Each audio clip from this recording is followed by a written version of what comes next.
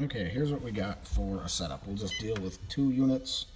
We have what I'm going to call sonar, which is the one in my dash. This one's called map. So there, as you can see, our network is stable. I'm going to give you right here is my setting for the transducer type. So let's go back up. You will see the network is stable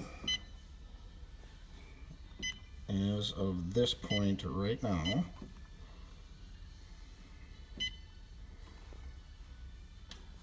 So we have sonar and map, network is stable.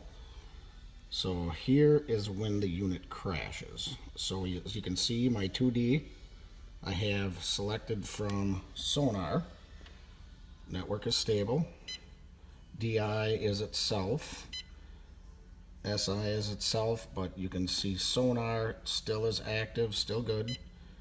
Temperature, grabbing from sonar, everything good. And GPS is from my external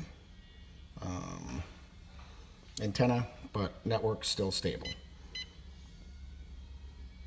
So here, and this is the same fact if all three units are hooked in the system. So here is what is causing the whole system to crash. So for side imaging, which I would like to use for my back unit, which is not in the network, but if I go to grab side imaging from this sonar unit to a remote unit, give it a little bit, that is what makes the network crash.